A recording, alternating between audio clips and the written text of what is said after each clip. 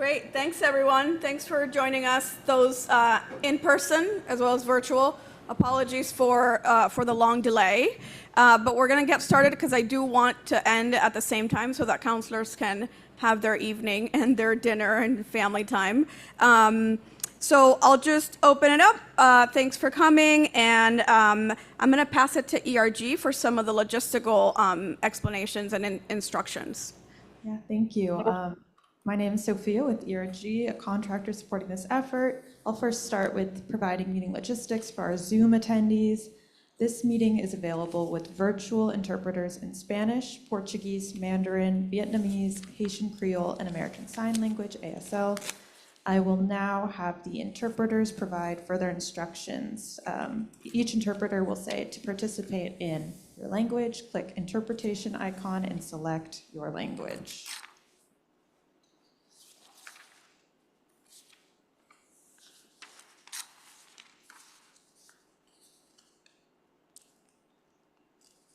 And whenever the interpreters are ready to introduce themselves in the English room.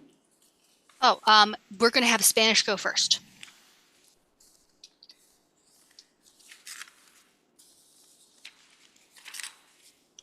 Jose, did you hear that?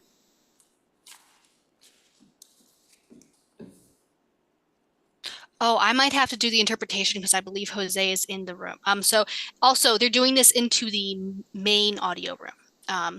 So Jose, could you please say? Si alguien necesita interpretación al español, por favor hagan clic en el icono de interpretación en la barra inferior de Zoom y seleccionen el idioma español, Spanish. Gracias. Thank you. Portuguese. Boa noite. Para entrar no canal de português, clique no ícone Interpretation e selecione português ou português. Obrigada. Thank you. Cape Verdean Creole. Olá, boa noite. E se alguém quer participar na crioulo, clica na ícone interpretação, que fica na parte inferior de tela, e seleciona Cape Verdean Creole. Thank you. Haitian Creole. Bonsoir tout le monde. Réunion ça disponible en créole haïtien. Puis s'il vous plaît, vous cliquez à trois petits points qui est en bas écran ou bien globe icône et puis choisir interprétation et puis sélectionner langue qui c'est créole haïtien ou bien Haitian Creole. Merci un peu tout le monde. Thank you. Chinese. 如果用中文参加会议，请点击 Interpretation 图标并选择中文。谢谢。Thank you. And Vietnamese. Xin chào quý vị, để vào kênh bằng tiếng Việt, hãy nhấp vào biểu tượng quả địa cầu Interpretation và chọn tiếng Việt. Xin cảm ơn. Thank you. Thank you. All right, thank you, interpreters. Zoom attendees should use the interpretation channel indicated by the globe icon in their control panel to select your preferred language. English speakers should select English so that they can hear any translated comments. Closed captioning will be auto-generated. If you are a virtual attendee and would like to use telephone audio for this meeting, please click on the small arrow next to the microphone icon, select Switch to Phone Audio, and follow the directions provided. Virtual attendees can send an email to meetings@erg.com with any technical questions related to the meeting logistics. If you would like a translated version of the presentation slides, please go to the Environmental Justice Council website at the link in the chat. You will find a translated set of presentation slides there. This meeting is being recorded and will later be available for viewing through a link that will be posted on the Environmental Justice Council website at the same link. Virtual attendees can submit questions in the Q&A box. If you would like to make a comment, we will have some time allotted during the public comment sessions. Please wait until this time to make comments. During the public comment session, please raise your hand and we can unmute you. If you are commenting in another language, please speak into your language channel and your interpreter will translate the comment into English room. Or you may type a comment into the Q&A box and I can read it out loud, or your interpreter will interpret the comment. Please keep comments under 2 minutes to ensure everyone has a chance to speak. In-person attendees who are asking questions, please make sure to speak into a microphone, either the podium or we can bring you this handheld microphone so virtual attendees can hear you. For in-person attendees, we also have activities for children available, along with snacks and waters. For all speakers, please speak slowly to accommodate the interpreters. Please use simple language. For everybody, including council members, please minimize the use of acronyms. I would like to remind the council members to only use the chat function for meeting logistics and no other communication in accordance with open meeting law. We are also asking all council members to leave their cameras on for the whole meeting. And with that, I'll turn it over to Maria Belen Power to go over agenda and roll call. Thank you. Thank you to ERG for always supporting our logistical things that we have to do. I really want to thank Drury School for hosting us. We're really happy to be in North Adams. We're really trying to make an effort to get to every corner of the state. And so really want to thank the counselors for making the trek out here, as well as our colleagues and ERG for always supporting with language interpretation and to make these meetings as accessible as possible. I'll review the agenda first, and then we'll do roll call. So after the roll call, we'll go, if we have quorum, we'll do the minutes, and then we will do public comment. We will have to shorten that a little bit because of the delay, but we will take public comment at the beginning of the meeting and then at the end after the presentation. The presentation will go next, which is the Mass Ready Act, which is basically the environmental bond bill. So that will be Undersecretary Cooper will be joining us from the Executive Office of Energy and Environmental Affairs. And then we'll do comment and questions. We'll respond to comments if we have time, and then we'll do next steps and adjourn. And so now I will pass it to our colleagues at ERG to do roll call. All right, I'll now conduct roll call to ensure quorum. I would like to remind council members to please respond verbally. Marcos Luna. Here. Patricia Spence. Sophia Owen. I'm sorry, present. Patricia Spence, present. Sorry, thank you. Kalila Barnett. Here. Jen Salonetti. Here. Madeline Fraser Cook. Here. Melissa Ferretti. Here. Peter Matthey. Caroline Hahn. Cheryl Hawley. Ari Zorn. Lydia Lau. Miles Gresham. And Maria Belen Power. Here. So with 7 out of 14 present, we do not have quorum. Okay, thank you. We will run through the meeting without making any decisions or taking any votes, which includes the minutes. So we will have to skip that part of the meeting as we don't have quorum to do that. And I guess now we'll go to public comment at the beginning. Yep. So we'll do Yes. 5 minutes of public comment. If folks have questions that are in person, you can raise your hand or let us know, come to the podium, and as well as folks that are virtual. Do we have any virtual hands up or questions? Yes, I believe we have a few hands up. Kessel, do you want to allow people to speak? Mhm. Thank you. Kathy Rodriguez is our first virtual commenter. Kathy, you should be able to unmute yourself now. And as a reminder, please keep under 2 minutes. Thank you. Can you hear me? Yes. Yes. Thank you. My name is Kathy Rodriguez, and I'll be very brief. We were at the November meeting in Taunton, Massachusetts at the public library, our group, the We're Dustbusters. We work with the group Clean Air Taunton. And at that time, we presented our, we're having a big issue in our neighborhood. And I'd like to respectfully request a correction to your November meeting minutes. You mistakenly listed our group as being from Berkeley, Mass. And I know this error may seem, minor, but carries significant weight. misidentifying our group's location, it marginalizes us and undermines the legitimacy. We have serious environmental injustices we're working on in our neighborhood. Just a little background, Weir Village is that's where we're at, and it's WEIR. It's an historic neighborhood. It's always endured disproportionate environmental burdens, including industrial pollution. And the name Weir Village itself, it's a deep indigenous history here. This is where the Native Americans, this is where the indigenous people made weirs to catch heron in the Taunton River. This was where King Philip's War took place. We're down the street from Animal Rock. So it's a pivotal chapter, and it's something that's, we don't want to be erased, We've been that way before, and it's like an echo of the past here. So, when we misname our community, it continues this pattern of erasure that stretches back centuries here. And, just please, could you just, because we're going to other city boards who always marginalize us. And, if we have the minutes to present saying, we did meet with the council, and we do have serious environmental concerns here, public safety issues, public health issues, we need a voice. So if you could please amend those minutes at some point to reflect that this took place in Taunton, Massachusetts, I'd appreciate it. Thank you for your time.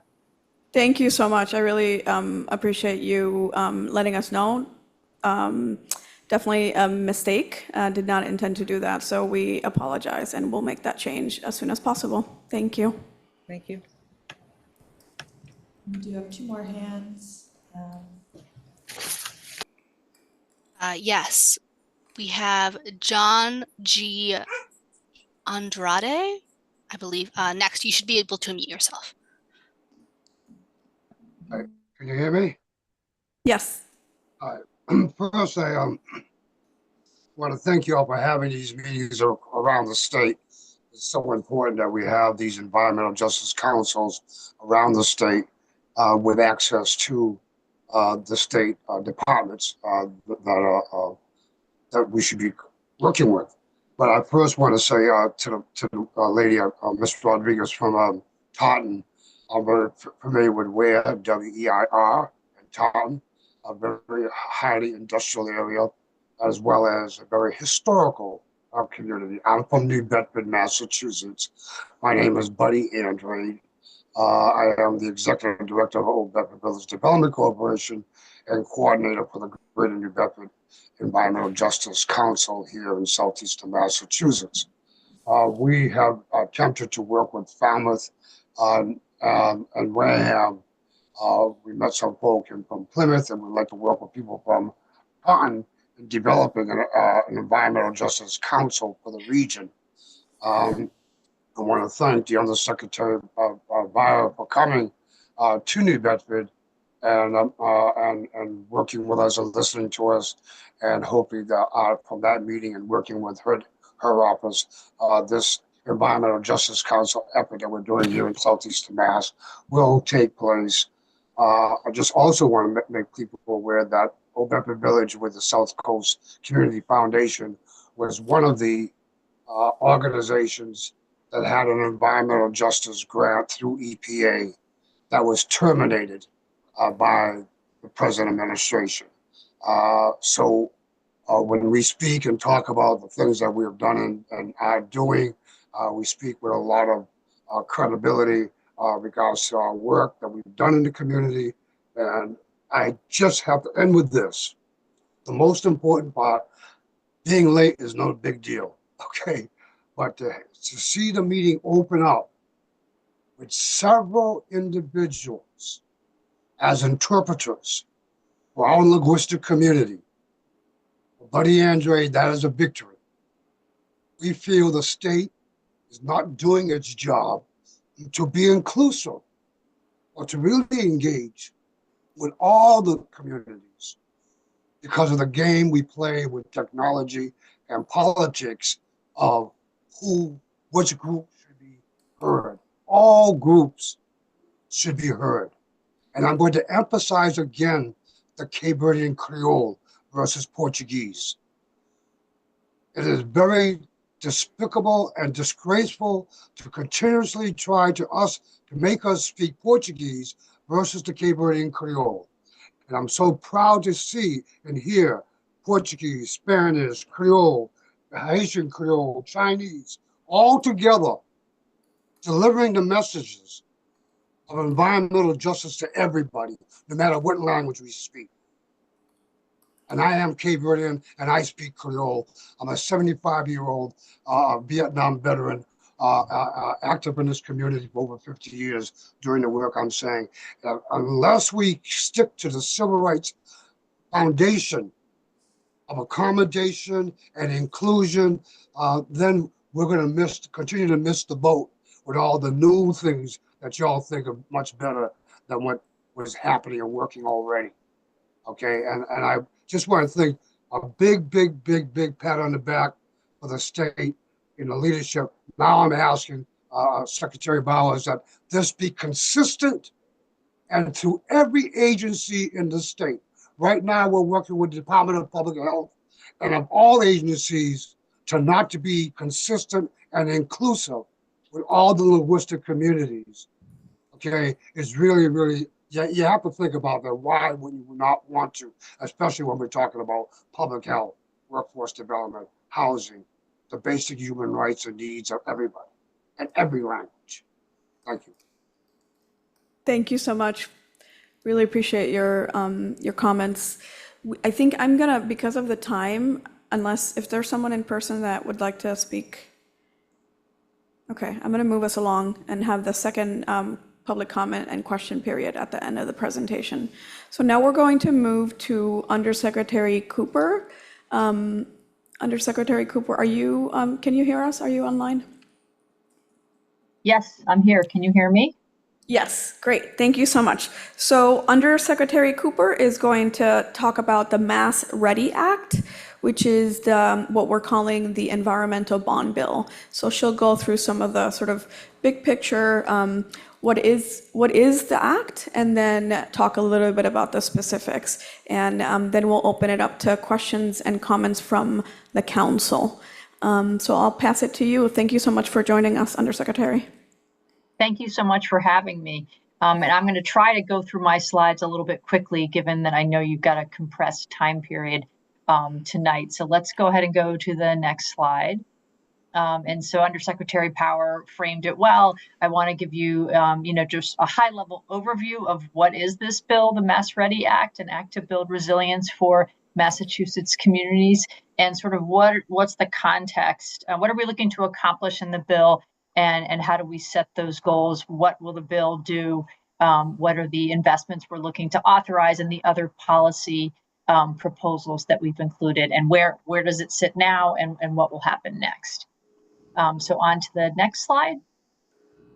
So really the core of the bill is about strengthening and protecting communities and responding to the challenge of climate change. And so we know the severe weather, from flood to heat to wildfires, we've seen it all recently, even here in the Commonwealth. And so, we need to scale up our efforts to be ready and to respond. And the good news is, for every dollar we invest in resilience, it generates $13 in avoided costs in the future. So we know these are really, really smart investments. So this Mass Ready Act is a bond bill. So what does that mean? Bond bills are generally passed by the legislature about every 5 years. The last bill was passed for the environment in 2018.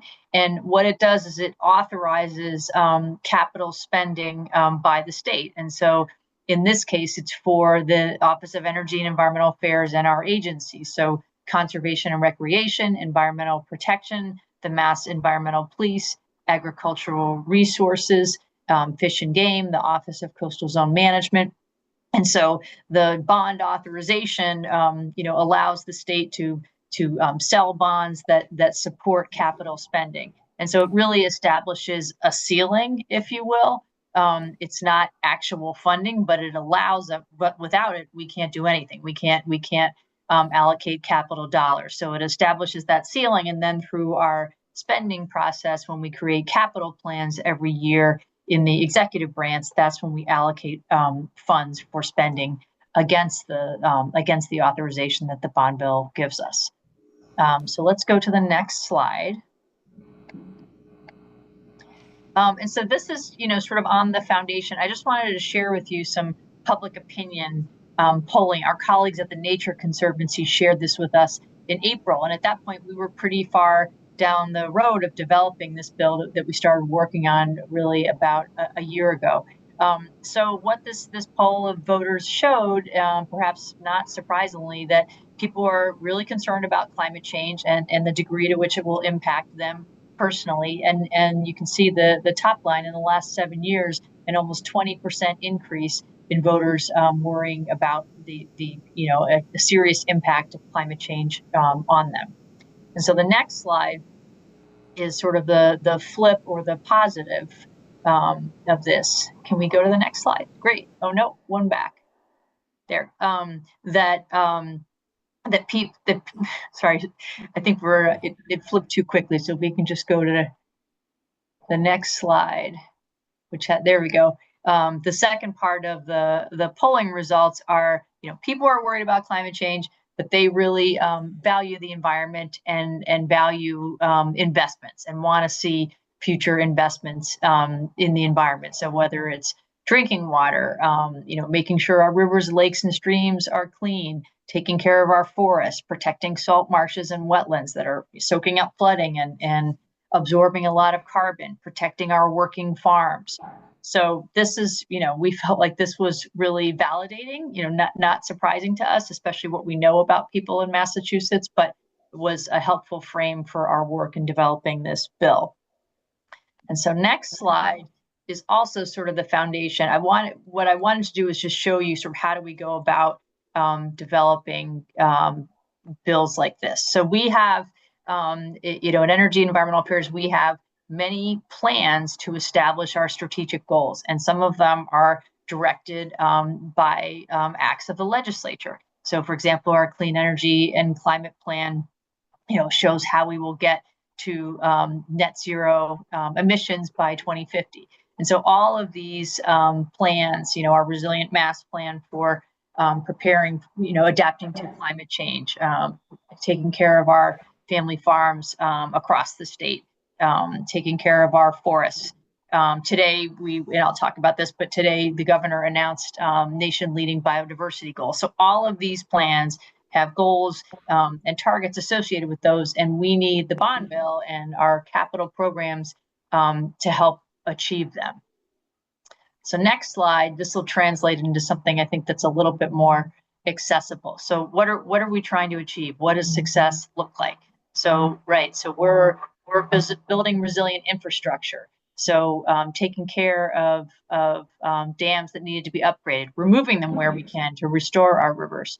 Upsizing culverts to absorb the high precipitation that we're seeing, making sure that our state parks are in a good state of repair, reducing our solid waste, making sure that everybody has the opportunity to connect with nature and be outside and do that close to home, making sure that we're addressing contaminants in the environment like PFAS and the forever chemicals. So these are the results that we're looking to advance through the Mass Ready Act.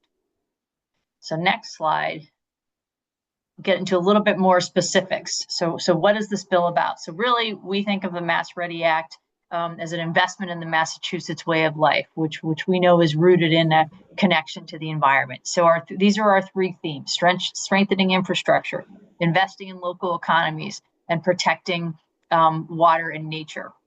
And here you can see what we mean by that. So strengthening infrastructure, repairing roads, bridges, removing outdated dams, investing in local economies. So giving people greater access to fresh seafood and produce, and helping communities plan to adapt to climate change.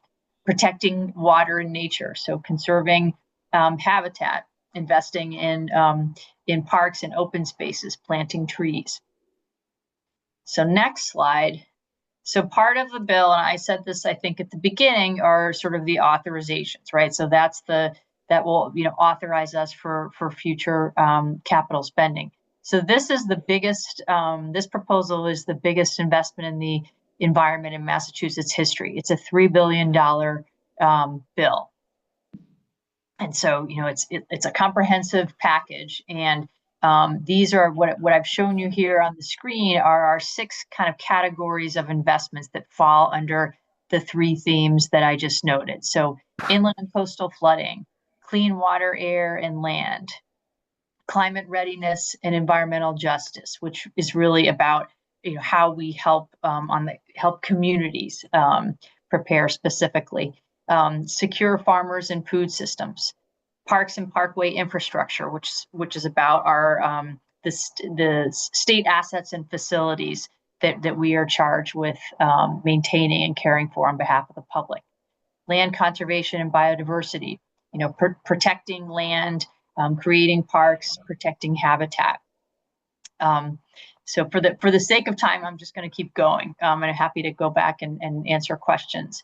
But the next slides will give us a few highlights and to put this sort of in context. So remember that this is authorizing 5 years of spending. So if you think about, so here, this first highlight is about $587 million worth of authorization for parks, trails, beaches, and historic sites. So that's over 100 million per year, or could support over 100 million per year average in investments in those areas. 177 million for transportation infrastructure, which for us is really, parkways, the parkway system that DCR maintains, trails, which we have, hundreds and hundreds of miles of trails across our state park system and wildlife management areas, and plus the trails that we support in communities across the state. For the Department of Fish and Game, $90 million for things like public boat ramps, fish hatcheries, commercial fisheries, and ecological restoration projects like removing dams to restore rivers. And importantly, one of the big focus areas for the bill is around coastal infrastructure, coastal and inland infrastructure. So whether it's human-made or natural infrastructure, investing in that throughout our state. So next slide is some highlights in the category of investing in local economies. So the Municipal Vulnerability Preparedness Program is our flagship program for helping communities to identify climate hazards through a community-based planning process, and then providing funding and resources to take action to build projects that address those vulnerabilities. This category is a lot about our agriculture and food security program. So one of our bigger programs is Food Security Infrastructure Grant Program that is helping farmers, fishers, and sort of the whole food security or the food infrastructure across the state. So whether it's purchasing equipment or helping to expand a farm-based business. And as are the next category are the similar types of programs that are carried out by our Department of Agriculture.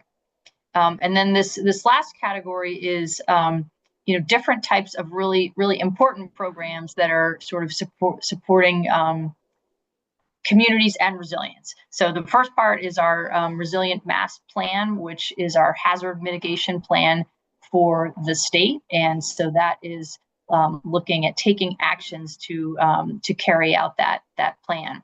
And then we have some new authorization. We have an Office of Outdoor Recreation that was stood up during this administration that focuses on equitable access for outdoor recreation. So having some authorization for funding to support those efforts, like, say, building all persons trails. We also have new authorization that Undersecretary Power has championed for environmental justice capital projects. So working with communities, it could be, rebuilding a community garden or rehabbing a park, but having the ability to work directly with community-based organizations on that. And so the next slide is the last category, but not the least, is protecting water and nature. And so one of the big areas of new authorization or new investment that we wanted to support through this bill is water infrastructure, which we know there are tremendous water infrastructure needs all over the state, so for drinking water and wastewater. And so we have $385 million in authorization for that. We have something called the State Revolving Fund that provides low interest loans to cities and towns. And there are a lot of different needs right now. So we wanted to have this extra authorization to support that. Land conservation is something that's very important to us. We have a goal of conserving 40% of the Commonwealth by 2050 through our Clean Energy and Climate Plan. We're at 28% now. And so this allows for us to continue that work, which includes things like, buying an easement on a family farm so the farmer can keep the land and it is, perpetually a farm, to expanding our state parks and wildlife management areas and supporting communities and tribes in conserving open spaces. We have, I mentioned PFAS earlier and just all the sort of water quality issues. So authorization to help DEP support communities in dealing with the forever chemicals called PFAS. So particularly for private wells that have very high levels of PFAS, for DEP to be able to step in and help with treatment there. And then I mentioned already that today Governor Healy announced really ambitious set of biodiversity goals for the Commonwealth that we're really excited about. And so some new authorization to help with that, including grant funding for community-based biodiversity plans. So next slide, please. Thank you. So the other part of the bill, so there's the authorization, right? So to allow for future funding. The other part of the bill is our policy proposals. So where we're seeking maybe new legal authority, or we maybe want to change or augment authority that we have to carry out different programs. And so I'm just going to give you a few different examples and some of the really noteworthy policy proposals. So the first one is something completely new. It's called a Resilience Revolving Fund. So this is, I talked about our municipal vulnerability preparedness program, which is, I think, oversubscribed by 4-to-1 in terms of the demand for the program. And that's just one example, but for resilience investments. So whether it's coastal infrastructure, whether it's dealing with inland flooding, whether it's dealing with heat issues, there's so many, the need is so great that we needed a new tool in the toolbox. We needed a new model. So what we're proposing here is a resilience revolving fund. So similar to the state revolving fund for water infrastructure, making low interest loans available to communities, to water districts, to tribal governments, to help scale up these projects and meet the need. Flood disclosure is a consumer protection measure. It's modeled on our existing lead disclosure law, and it basically says that someone who is selling a home or leasing a property that must provide disclosure about prior flooding damage, because people should have a right to know that. The next one is around resilience too. The building codes for the state are established by the Board of Building Regulations and Standards, and so this is adding some expertise, particularly in climate risk, resilient design, and housing production, to inform future editions of the building code. So next slide. So we also included a couple of other different types of categories here. So one is permit streamlining. So this is something we've been focusing on a lot. So how can we maintain our really high environmental standards, but also cut red tape and allow projects to move forward more quickly? So this is a whole bunch of different sort of streamlining measures for different types of environmental permits and approvals for housing and for nature-based solutions, and also for culverts. So speeding up all of those important projects if they meet certain conditions. So the Connecticut River Valley Resilience Commission, is we heard a lot from people around the state about sort of the inland flooding is our biggest risk, and we heard a lot of concerns about needs in the Connecticut River Valley, and the need for really a kind of regional plan to look at all of the different risks and infrastructure needs. And so this is to develop that regional roadmap and to have the state lead that process. The Port Sustainability Commission, we also heard a lot about people's views about our ports and our 10 designated designated port areas in the state that have areas dedicated for water-dependent industrial uses. And so this is establishing a commission to bring together all the different perspectives around those to produce a vision for them. And the last example that I wanted to share with you tonight is around expanding membership of our Food Policy Council, which our Department of Agriculture Resources leads, to include some fishing industry representation and to include the expertise of the UMass Center for Agriculture, Food, and the Environment. So that is a quick sort of sample of some of the policy proposals that we have put forward through this bill. So next slide, please. So this is so where are we in this process? So the bill was filed by the governor at the end of June. That's actually a typo on there. It was June 24th. And it was we had a hearing 3 weeks later, which was pretty incredible. The legislature hosted that right away, and so the Joint Committee on Environment and Natural Resources, heard the bill, heard the testimony from us, but also from many other interested parties, and asked questions and things like that. And so now that committee is considering the bill, and they will report it out this fall, we hope, and then it will go to the Committee on Bonding, who will go through a similar process. And then it will go to the House and Senate Ways and Means committees for consideration. And then there will be a conference committee that will come out with the legislature's consensus version of the bill, which will go to the governor's desk for review and opportunity for line item veto should she choose, and then to sign the bill.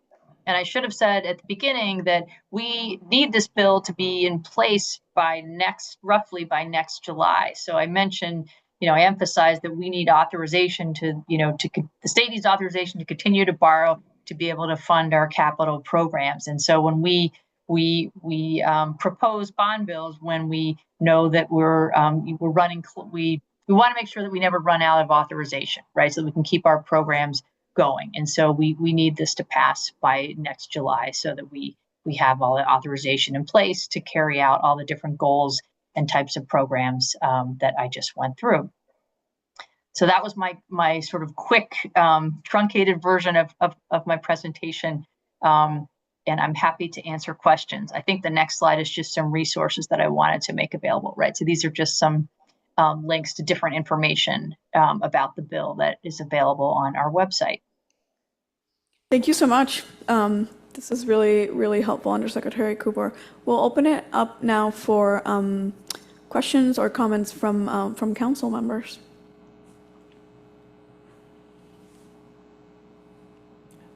Yeah, go ahead, Jen. Thank you so much, Undersecretary Cooper. This is really fascinating, and I feel like I could spend hours delving into this more. And I will make a request that we actually have the access to these slides. Thank you. Thank you so much. And I was just thinking about how you were talking about how we need to have this in place by next July. And so I'm wondering what the likeliness of that process is, and is there anything that we as a council can, or others in the community can do to put pressure on and help move this forward? Sure.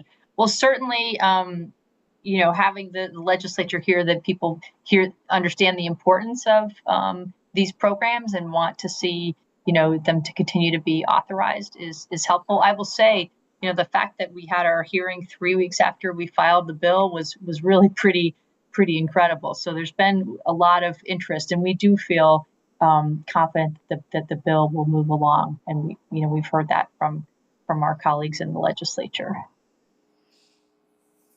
But I should have said too, or maybe I did, but just to make sure I was clear, that at every step in the legislative process, there's a public comment period. So I know that the Environment and Natural Resources Committee received, hundreds of comment letters and emails that they're considering, so people can, take part in that process as it goes through the other committees. In that public hearing or public comment time, is it helpful for the EJ Council to put together a letter to submit to that? Sure, yeah, we could. Okay.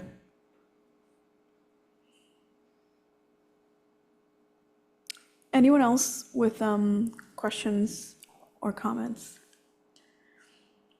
No, it's kind of small up there, Maria Belen, but I do see a hand up from Kalila. Great. Go ahead, Kalila. Hey, good evening. I was just curious about maybe some more details about the revolving loan fund. Just, what, if you could give some numbers on, size of potential, like what amount will be, how are you like capitalizing the loan fund, to what amount, what types of projects are you all expecting that folks will be applying for funding for? Sure. Yeah. So it's not a pilot, but it's sort of a starter, right? So it's something that we're proposing. We needed a new statute to be able to do this. So that's the first part. And then we have 20 million, or no, I think it's 30 million, sorry, in funding that we've identified that will be kind of the starter funding for the loan fund. So it's not, that's not a huge amount when you think of all the needs, but on the other hand, will be a revolving fund, so the funds will cycle back in. And then also part of the proposal includes the ability to use, and this is not my expertise, so I'm not going to get it exactly right, but certain parts of insurance revenue can be placed into this fund. So there's sort of a lever, there's an ability to do that in the future. So that could be another source of revenue that supports it. And in terms of the types of projects, it might be, it could be a coastal infrastructure project in a community. It could be a dam removal project. I mentioned how much demand we get through the MVP program. So we know that we can't fund those projects. We can't fund all the projects that we would like to. So this is offering another tool. I also mentioned the Connecticut River Commission, where people are looking for regional solutions. In that instance, for dealing with flooding, those are, typically would be larger projects. And so it could be multiple communities together, and this fund being able to support part of a bigger project, being one funding source, for example. May I ask a clarifying question around that? Sure. When you're saying communities, are you speaking of, what are you speaking of? Municipalities, CBOs? So eligibility is municipalities, water and wastewater districts, tribal governments. I believe those are the three categories. So, for example, the food security infrastructure grant that's available for farmers and community-based organizations wouldn't have access to that revolving fund? So sorry, I'm not sure I'm understanding. Are you saying someone who's applying for a food security? I'm just thinking about the food security infrastructure grant that that my farm personally has benefited from. So I'm thinking of it as an example, and how much it would have meant to us to have been able to have access to a revolving fund. And it sounds like this would be an example that would not apply for this fund. Okay, I understand. Sorry, I missed it. Yeah, you're correct. It would, for an individual business, it would not apply. Okay, that's unfortunate.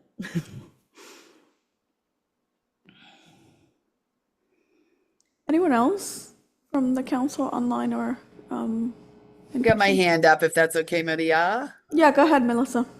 Yeah, no, I just want to say, I think it's, as an Indigenous person and a tribal leader, I feel, every time we see anything that says that they're lifting, restrictions on permitting, I cringe immediately, right? Even if it's for these types of projects, because you really wonder, what does that mean?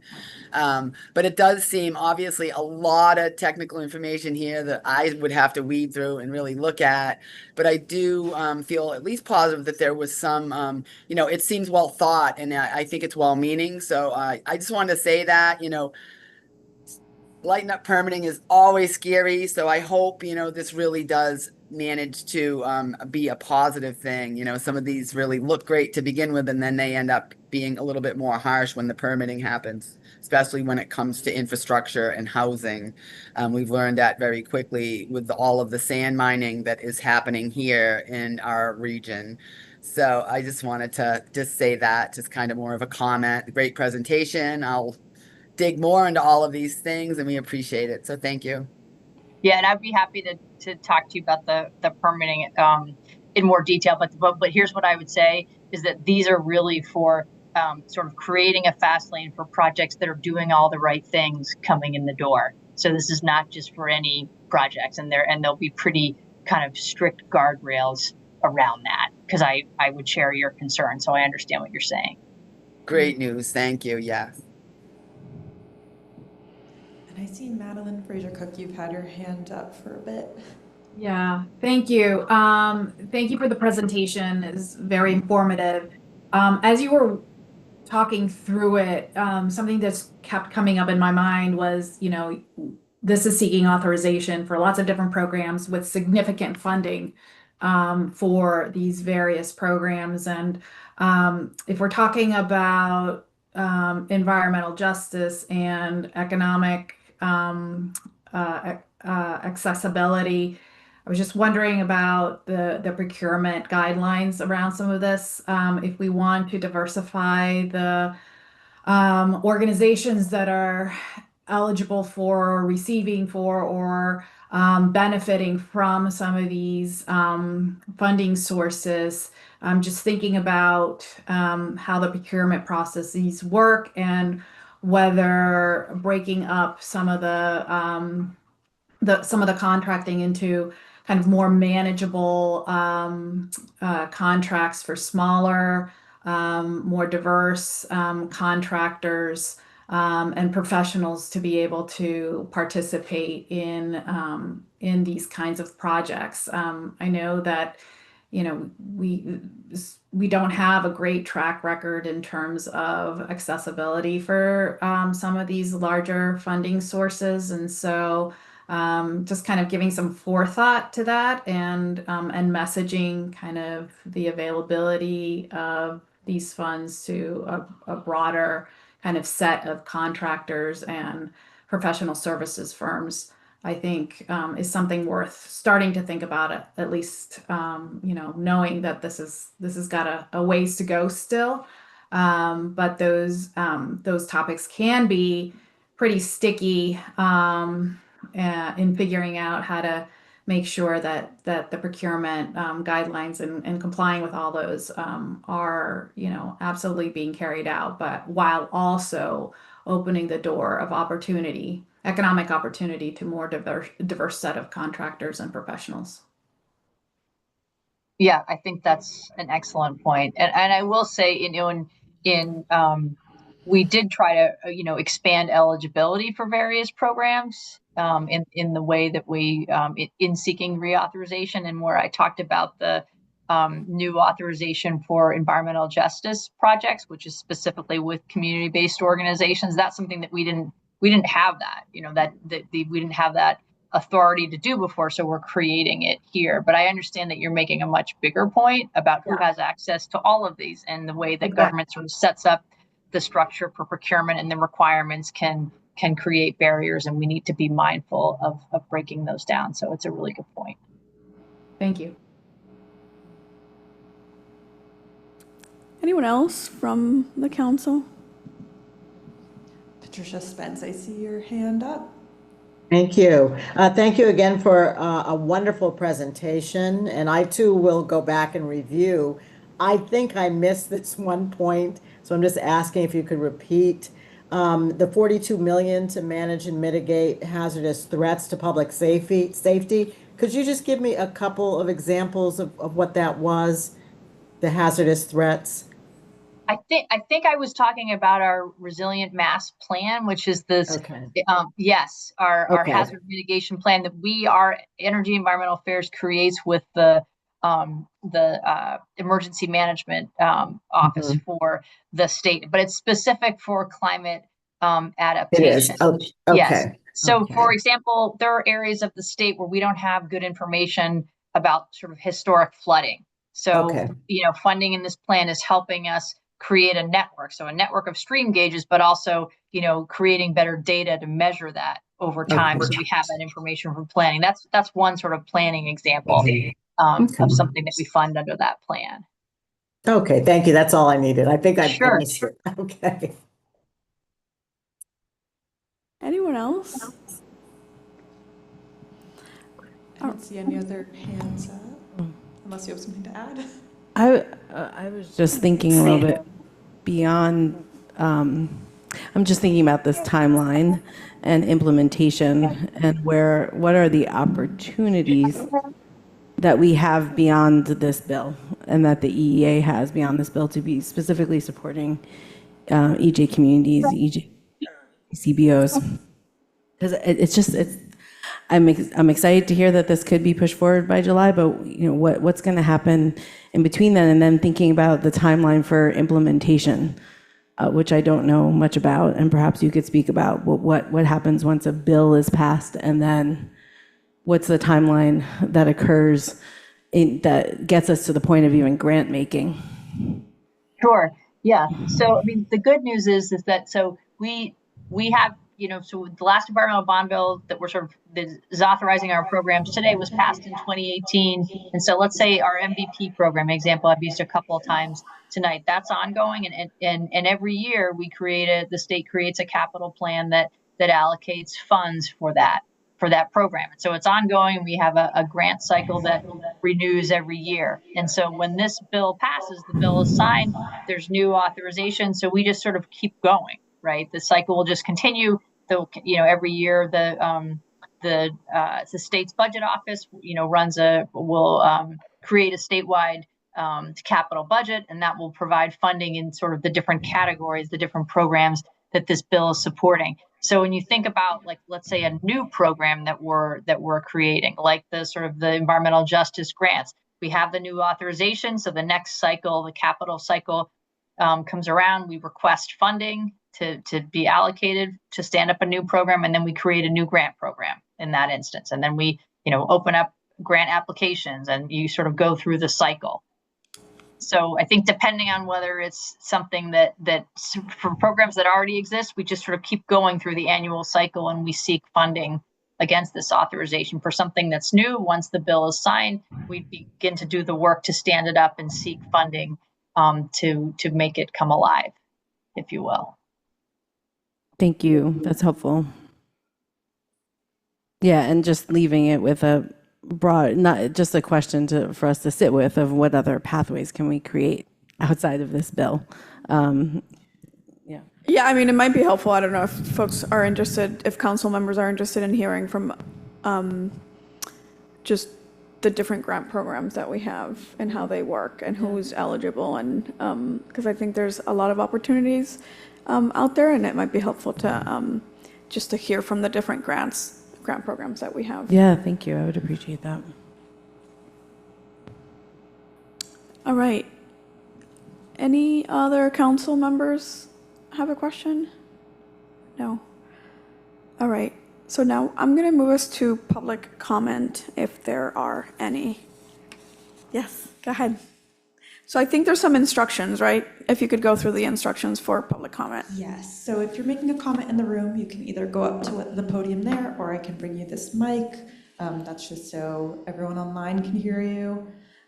Virtually, please raise your hand, and we'll call on you when we have a chance.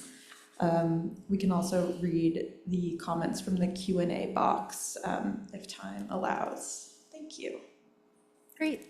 Yeah. I'm Karen Pelto, and I coordinate Berkshire Funding Focus, and I work with municipalities and nonprofits and schools and small businesses to help them become aware of and more competitive for funding, including and particularly government grants. And so this really does resonate with me. I just wanted to make a few comments. One is with respect to the revolving funds, including the new Resilience Fund, which is very exciting. Be aware that in Berkshire County, 30 of our 32, we only have 2 cities, and of our towns, 30 of them have populations under 7,000 people. And our smallest town has 156 people in it. And so the ability for these funds, these loans to be forgivable for disadvantaged communities, which I know DEP started with the infrastructure, federal infrastructure funding, is really key. Because it's a part of the state that hasn't really been able to access this type of funding in the past due to those restrictions. I would say with respect to small groups, because we also have a lot of small community groups that I work with applying for grants.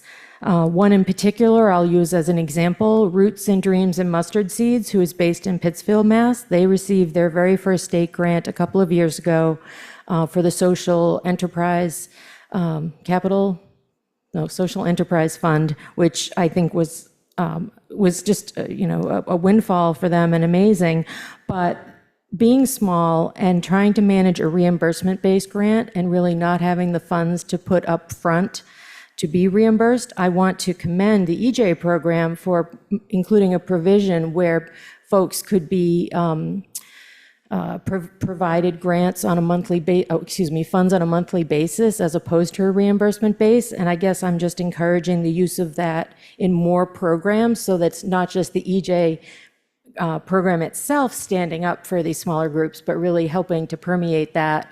And also wanted to echo the person on the council who called for making sure that these grants are more accessible to everyone. And along those lines, with respect to language access, I was helping a new cooperative comprised of Latina women in Pittsfield who are focused on catering with possibly applying for a Mass Department of Agricultural Resources grant. And they requested that the RFP be provided in Spanish, and we're told that RFPs are not being translated. So that's another problem/issue.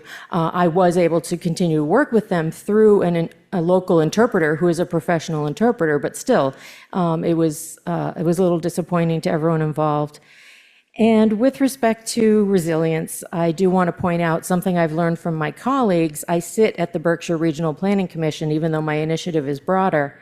And I've been told that in Berkshire County, our FEMA maps are incredibly out of date. And so to be able to even predict and model and work on resilience projects is getting just more and more and more difficult. So we don't want to get left behind as the state becomes more resilient. And I just want to thank you for being here. And I particularly want to thank the governor for her support for a proposal that we're finally getting moving, inching toward a contract for, which is the Adventure to Ashewoltecook Trail, which goes right through North Adams, which is an environmental justice community, areas of persistent poverty, historically disadvantaged, and will be a tremendous boon. And so that funding through a federal grant will help bring that project to 100% design and permitting. And we just really appreciate the administration's support as we move through that process. And I just want to say a special hello to Undersecretary Cooper, who I worked with for many years. Thank you. Thank you so much.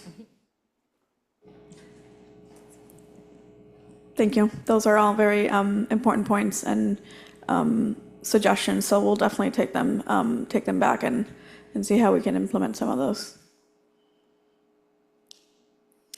All right. Is there anyone online with their? Yes, so we currently have 2 hands up online. We can move to those if there's no one else in the room. All right, Kessel, could you please let the online people speak? Thank you. David Dow, you should be able to unmute yourself. Can you hear me? Yes.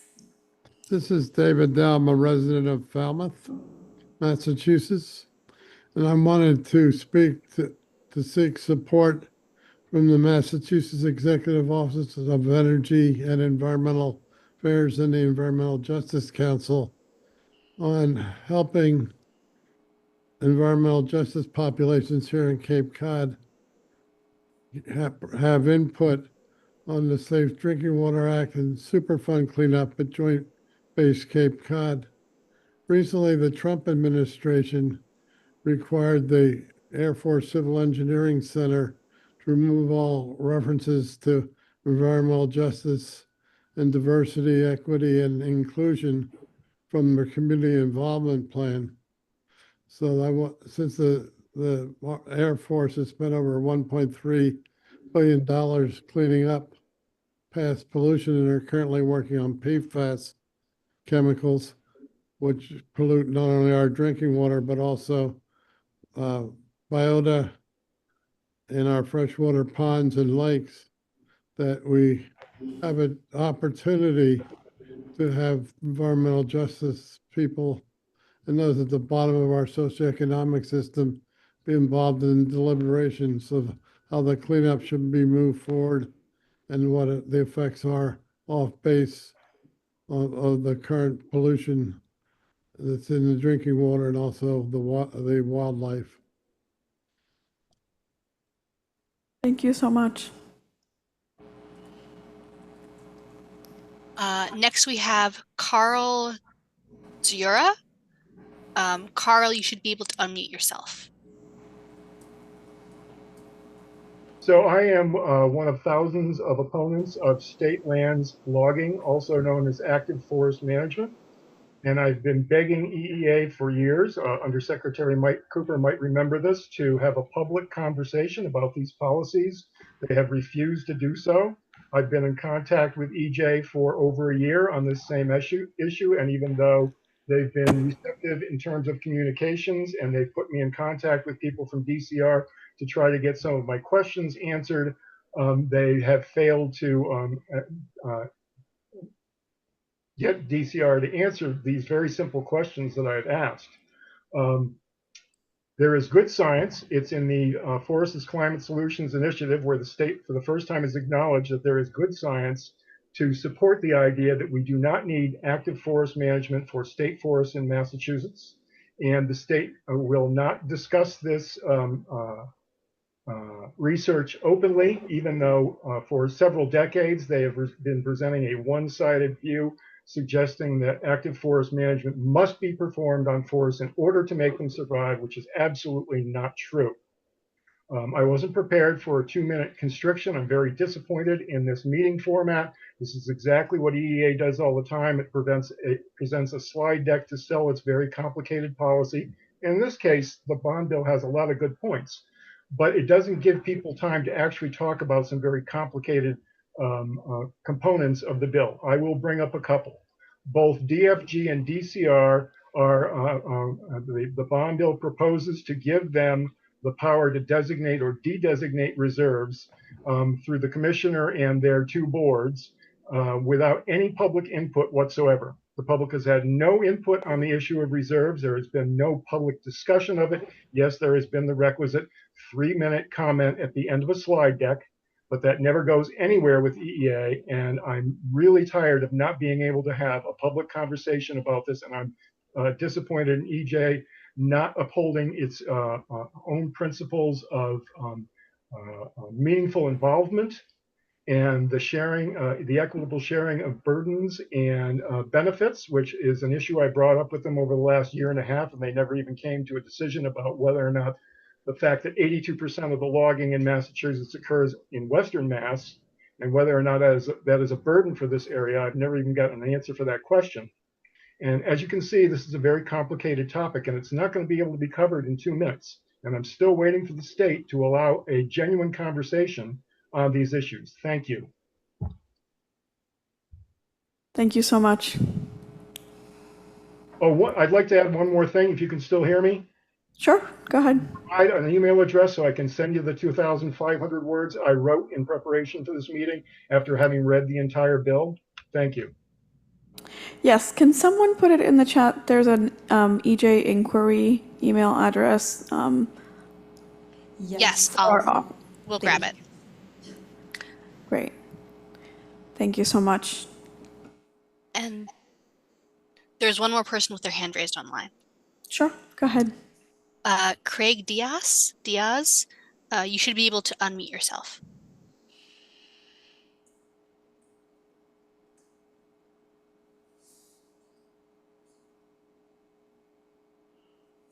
You have to, you should be able to, you should see a microphone. I see, yes. Am I unmuted now? Yes. Yes, my name is Craig Dyers. I'm from the Situate Concerned Citizens in Situate. We've been working on a project for approximately 5 years about the old Situate dump. And we filed a Title VI complaint. I don't know if this is a proper forum to talk about it, but it doesn't seem like there's anywhere else to go to. We filed a Title VI complaint. We had access to the DEP for 3 meetings, 3 wonderful days of meetings. We were promised many different things that would happen. And we're at a stall. And what the town will tell us is they're waiting for the DEP. DEP tells us they're waiting on the town. And you hear all the EJ wonderful things, but when you're sitting here waiting for something to be done, you wonder, is it just lip service? Are we just talking this talk? What are we doing to make sure things happen? We entered into an IRA. Even the Trump administration has sent their notes back to the DEP. They've been waiting months and months and months for a response. And it just seems like when it comes to EJ or issues of EJ, we're still on the back burner. Only time we're not on the back burner is when presentations come up and people are talking about it. And it's frustrating to say, it's frustrating that it appears we're just being used as a symbol and there's no action being taken. And we're wondering, would you host an EJ forum in Situate? Our community is rich and we seem to be left behind for some of the poor folks like ourselves back here. And we need your help. And where do we go to for help when you feel like you're just being left behind? And many months, many years, 5 years, there's been debris in my backyard and other neighbors' backyard, and everybody knows about it. It's on paper, and we don't know how many more years this debris from the old dump is going to stay there. And I don't know if this committee can help or someone can push this along, but we're asking for some assistance and to be heard. Thank you so much. Yeah, we're definitely happy to come to Situate and to follow up with you to have a conversation just to learn more about your concerns. We already have the next meeting scheduled for Leominster, so it may not be the next meeting, but we could definitely come in the near future to have our council meeting in Situate and, sort of follow up with you separately about your concerns. Would someone follow up on the IRA concerns that we have and not getting answers to that? Because it's just running, now it's going into years. We've been waiting for answers for that. Yeah, Is there anything that you guys can do and to check into the IRA and our Title VI complaint? Yeah, I would be happy to. If you could put your email in the chat or your phone number in the chat, our colleagues at ERG can take the information down and we can give you a call to set up a time to talk. Thank you so much. I really appreciate it. No, thank you for participating. I think is there anyone else online that has a question? We do have a few more hands up. Okay. I see, would you like to continue with comments? Yeah, we have the interpreters until 8:30. 8:30, okay. So yes. I think I'll take as many questions as we can until 8:30. Great. In that case, we have Jeffrey Ellis. Jeffrey, you should be able to unmute yourself now. Hi, I am from Berkshire County. My name is Jeffrey Ellis. I just wanted to mention that Pittsfield, Massachusetts is a severely polluted city. I recently saw a statistic, I can't remember exactly where, so kind of grain of salt, but it's up like top 10 most polluted cities in the country. It has multiple Superfund sites and brown sites, and anecdotally, I know a lot of people who suffered from health related things to the water sources and living near Superfund sites. Also, to tag on to the forestry mentioned from earlier, that is the huge thing that happens out here, completely cutting down forests. It has, like the gentleman earlier said, there's a lot of science that backs that it does not actually help with climate change. It actually decreases the health of the forest in a lot of instances, and allows for invasive species or ecologically misaligned species, better term that I like to use, to come in and take hold in these areas and create more issue. So just a couple of things I wanted to mention. Also, in a lot of these bridge works that have been done around have not been very considerate of the waterways that they run over and things like that. There's been a lot of contamination. And yeah, thank you for your time. Thank you for holding these meetings and everybody's efforts. I'm looking forward to a state that holds more care for marginalized folks in intersectionality. Thank you so much. Really appreciate it. Yeah, thank you. We do have a few hands up from people who have already made a comment, but we do additionally have some comments in the Q&A box. Sure. Do you want to go to the Q&A box first and then allow folks to come again and speak again? The first quick comment was, what about workforce development for agriculture, fishing, water-related recreation jobs, business? Our Youth Conservation Corps youth apprenticeship career development in environmental industry. Another comment supporting Southeastern Mass SEM. And then we had an answered comment about what does supporting farms mean if it doesn't mean giving farms access to more funding for climate resilience? Is that just allocating funds for the existing programs? And it looks like Undersecretary Cooper answered that in the chat. And we do still have a few hands up. Should we try to get to any of those? Yeah, I think we can do maybe two more to give us time to just close out the meeting properly with interpretation. Yes. Okay, Kessel. Yes. So we still have Jeffrey, Craig, and Carl with your hands up. If you have new comments, keep your hands up. But if you just forgot to lower your hands, you can lower your hands. Thank you, Kessel.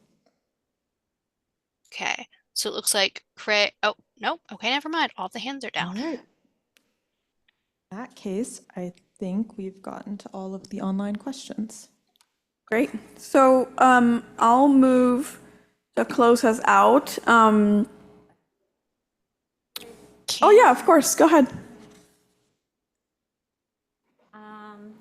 Thank you. My name's Atalanta. I live in the Berkshires. I'm part of Sonrisas and Finca Nobu. I'm really grateful for the meeting out here as my co-community member, Jen Salonetti, often refers to we are the way west of Western Massachusetts. We've often been a neglected community, not to negate the other communities that also have been underheard and underserved for years. So thank you for being out here today.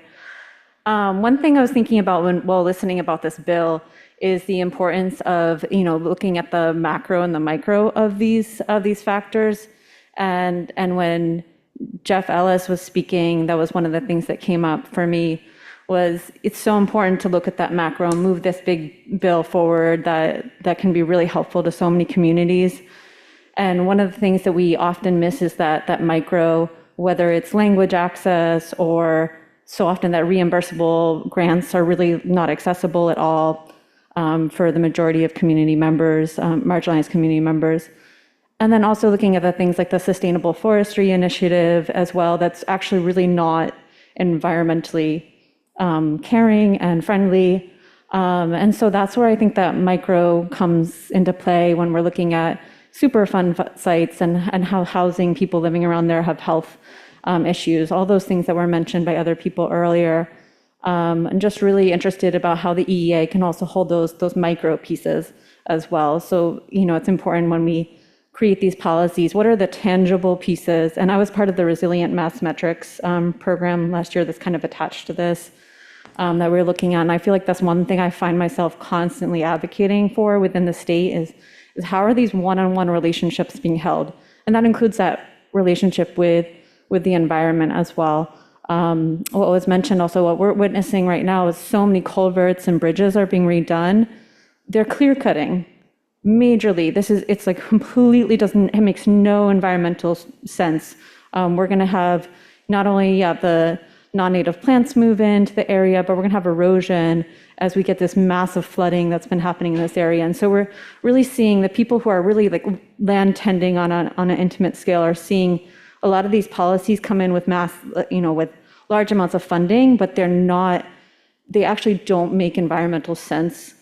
Specifically also around climate disaster, they actually are not going to be helpful in many ways. And so we're really hoping that there can be a way that the state level can hone into those details and really incorporate that micro into that macro as well.